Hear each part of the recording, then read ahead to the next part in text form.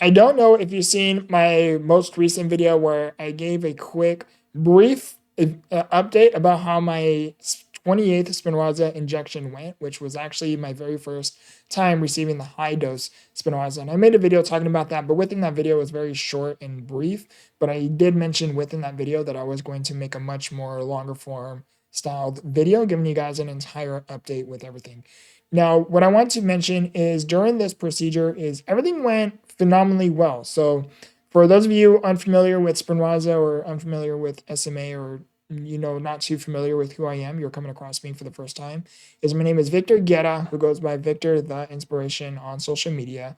And I am a published author. I am an interviewer for the podcast Become the Victor podcast. And also I am a published author of the book Become the Victor, Turning Trials into Triumph. And you guys can Google me and even check out the links within the description to hear and discover so much more that there is to know about me. Now, I have been receiving, so what SMA is I have a progressive neuromuscular medical condition called spinal muscular atrophy type 2. And SMA type 1 and type 2 are the most severe. They have a type 0, but it is least talked about, but 0, 1, and 2 are the most severest forms of SMA. And also, I have been taking, so what SMA is it's a progressive neuromuscular medical condition, meaning where over time my muscles slowly start to deteriorate and atrophy over time. So to give you guys an idea, is as time progresses, my muscles slowly start to become weaker. So me having the opportunity to, for example, to pick up my phone today, statistically speaking, and the route that I am currently headed, unless there's some form of a cure or much more enhancement of a form of treatment, that can change. But at least at the current rate that I'm going at, me having the opportunity to pick up my phone is becoming much more or less likely, just because, again, due to the territory of SMA. So to give you guys an idea about the progressiveness of SMA. And it's not me being pessimistic or negative about me having my medical condition. It's literally because at the age of 5 years old, I had the ability to push myself in a manual wheelchair because I had the physical strength to do so. To 10 years later, at the age of 15, I no longer had the physical strength to push myself in a manual wheelchair, where I now needed to utilize a powerized wheelchair. And I currently am, 27. This fast forward 12 years later, is I'm currently 27 at the time of this recording. And yes, I am still in a powerized wheelchair, but I'm starting to struggle with like my neck support. So there'll be sometimes I'll be creating videos, whether it's on the podcast or even content for you guys, and my neck will slowly start to do this. And even sometimes when I eat, my neck will start to become fatigued, where I'll sometimes have to chew upwards like this, just because my neck becomes tired and restless, to say the least. Now, that's a little synopsis about SMA. Now, Spinraza is not a cure for SMA. It is not a cure for my treatment. However, it is a form of treatment for my SMA. So what Spinraza has done for me, to give you guys an idea, is, and this is based off of my own personal experiences. Everyone who has SMA and everyone who receives Spinraza or any other form of treatments in regards to SMA, they all have their own unique experiences uniquely to them. I can only share and talk about based off of my own personal experiences. So prior to me receiving Spinraza is, again, struggling with my physical strength, right?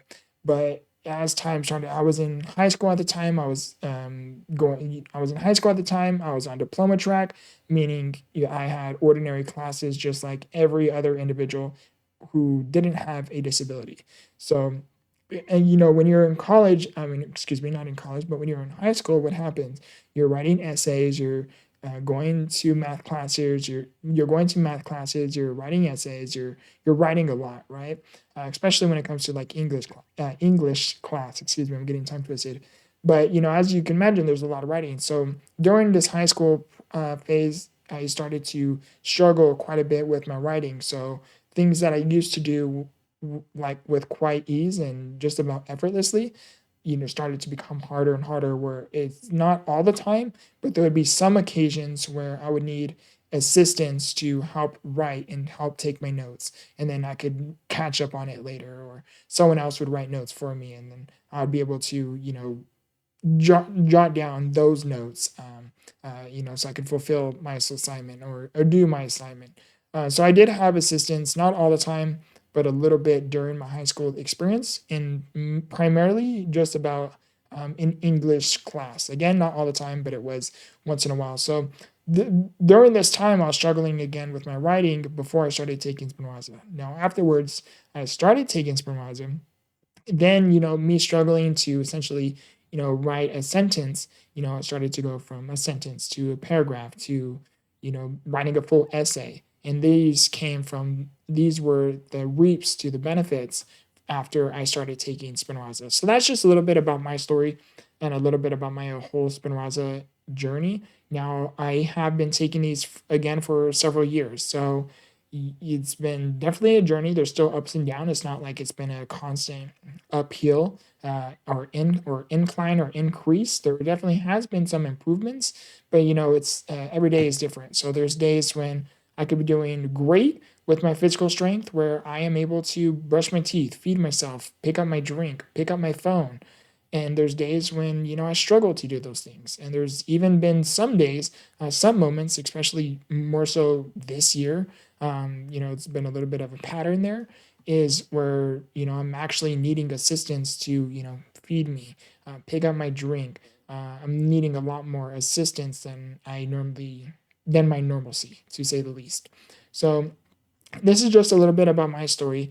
Now, I wanted to share with you guys as well is that I recently received my 28th Spinraza injection, but it was my very first time taking my first dose of high dose Spinraza. So Spinraza medication, the ordinary medication dosage is 12 milligrams, but the high dose injection is the first time dose is going to be, if you've been taking Spinraza for a while, it's going to happen like this. So again, I've been taking Spinraza for several years, so it's not my first time taking it.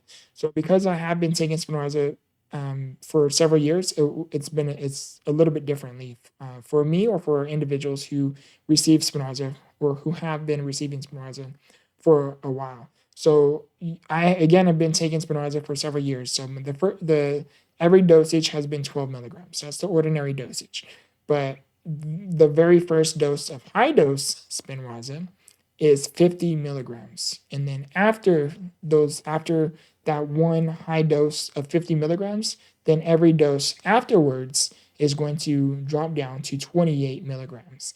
And and if you're coming across Spinraza for the first time, if you are receiving Spinraza for the first time, and you go directly straight into high dose Spinraza, is you're going to have two loading doses of 50 milligrams within the first month. And then afterwards, it's going to go into 28 milligrams 4 months following. And you guys can look much more into that. Talk to your medical professionals and your healthcare provider about those specific details. And but back to the topic and back to the conversation is I had my very first again high dose Spinraza injection of 50 milligrams. Now I don't want to say nervous. I was a little bit nervous, but I was a little bit nervous taking the high dose Spinraza just because after every injection, 9 out of 10 times, everything goes well. And, every once in a while, you're bound to run into a hiccup. You're bound to run into some form of complication that puts you in uncharted territory. It's bound to happen. Life is not always going to be an uphill climb. It's not always going to be sunshine and rainbows. There's always going to be some form of hiccups, obstacles, or challenges along the way. And that's just life in general. Whether you receive Spinraza or whether you don't, there's always going to be hiccups along the way. So 9 out of 10 times the injections go really well. So what I mean by really well is, for me, my normalcy is after I get these injections, I will feel sore around the injection site. It's a pretty big needle. I will oftentimes get itchy around the site, but that's just because of the sterilization of the medication. I guess you would say. I don't know if it's medication, but the way they sterilize that particular area, it's my skin is often sensitive to it, so it causes itching for a few days.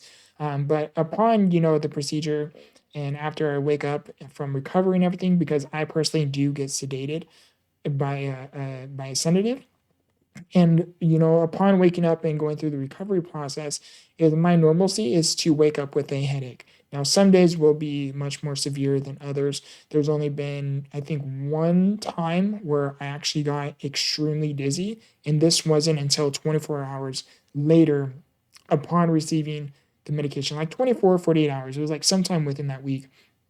I literally got super dizzy. And it was my very first experience doing that. Didn't share that with anyone. Didn't even share that with my mom, just because I didn't want her to worry or kind of put too much into it. I just didn't want her to worry. For me, I knew I was fine. And again, please do not do. I mean, if you feel a particular way, please definitely do share it with others. I personally am just I guess stubborn. A lot of people tend to say, but I have felt dizzy before. And when I say dizzy, I mean I literally was driving my wheelchair here around the house, and I had to stop because the room and everything was like extremely spinny. It was like spinning around. It was very interesting. I had to stop, close my eyes, try to collect my thoughts, and just be like, okay, what's going on here? I didn't realize that was a side effect at the time until afterwards. After I reflected off of that experience, I was like, oh, that's a side effect from Spinraza. So I didn't know it at the time, but after time goes on, you start to learn more about Spinraza and you start to learn more along the way.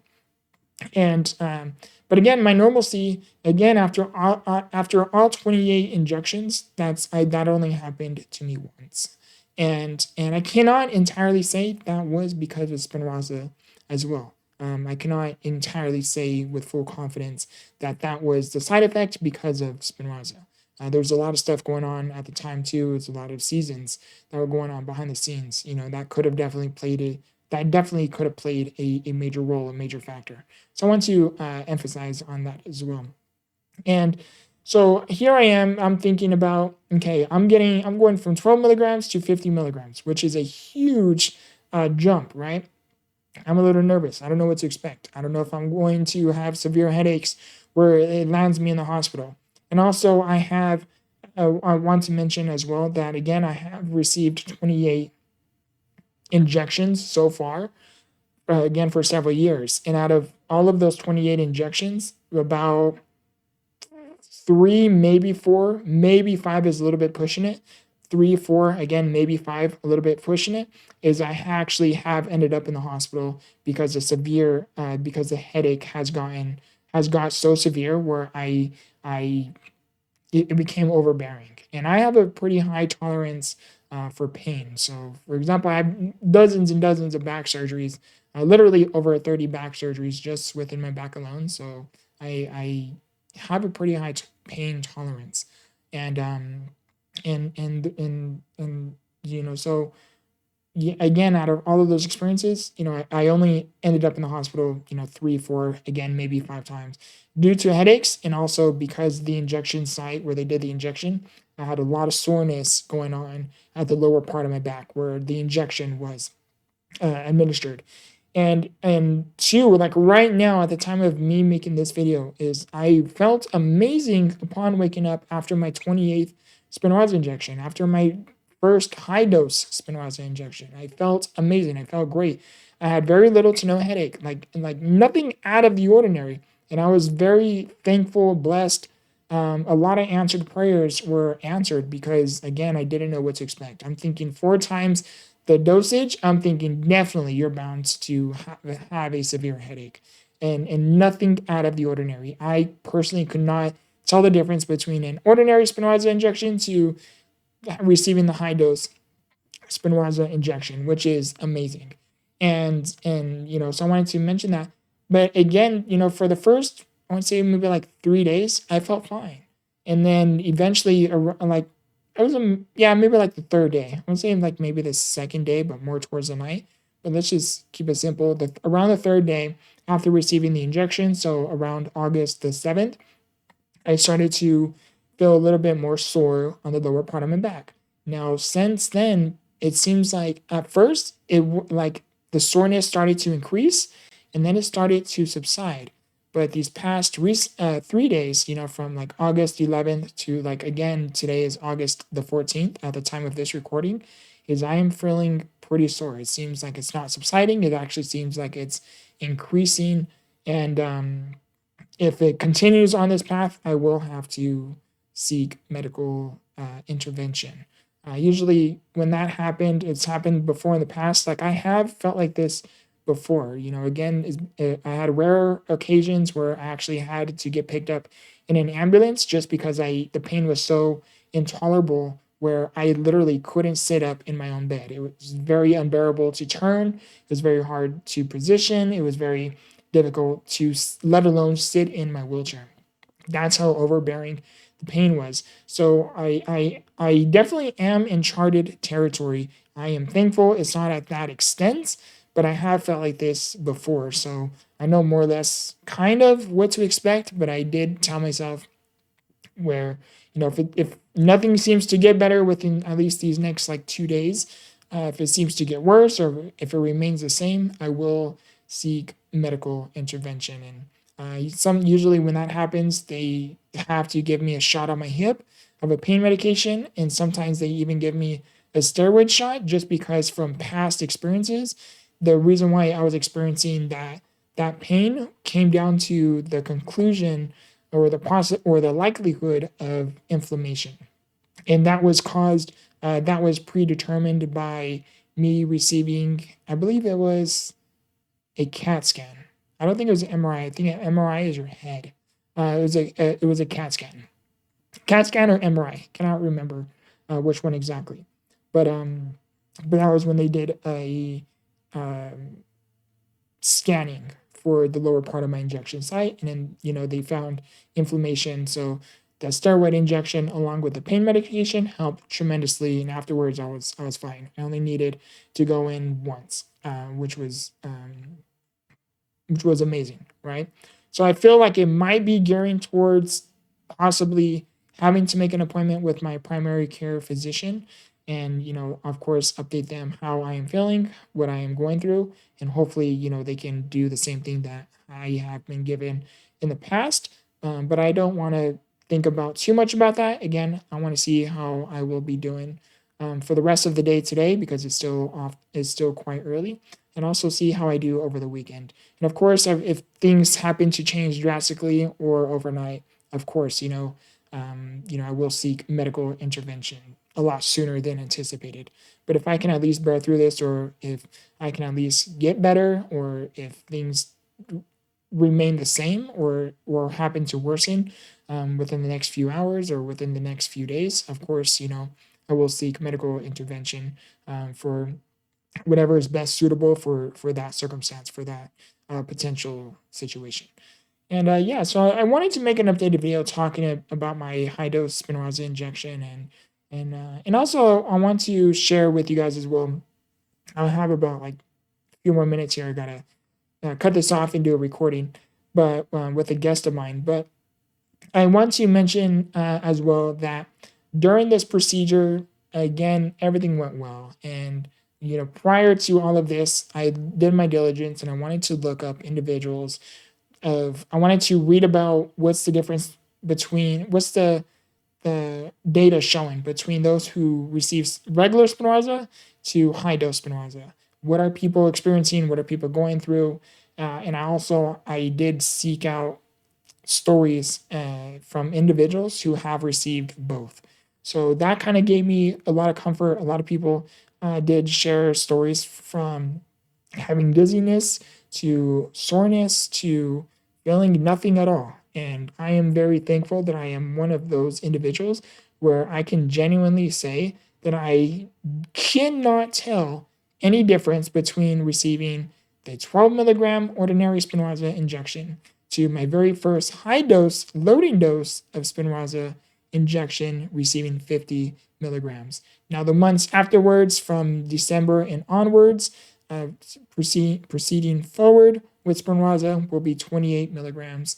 And I'm thankful for the highs, the lows, the good, the bad, and the ugly, both not so much with the injection, or with Spinraza, but within my SMA journey, because it all led me here. And I am very thankful for your time. I appreciate you for sticking with me throughout this entire video, if you had, and for even hearing me out and getting to hear and learn more about me, hear and learn more about my story, and get to, again, just get to learn more about me. I appreciate the support. I appreciate the love. I appreciate the words of encouragement, and I seriously cannot thank you guys enough for the immense prayers that you guys share with me, and also for the prayers that you guys do behind the scenes for me.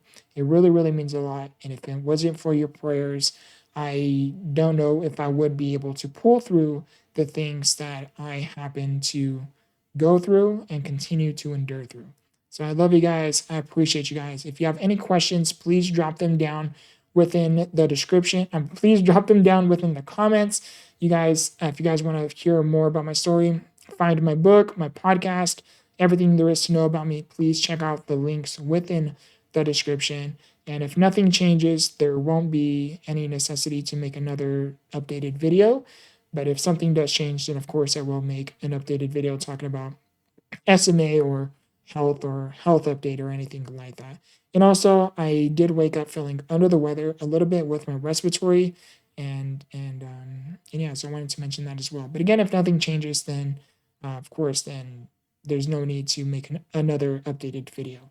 So again, I appreciate your guys' support. If you guys have any questions, if there is a particular topic or conversation that you would love to see a future video talked about, please drop them down within the comments down below. I would love to answer any and all questions, and maybe even answer some of your curiosity.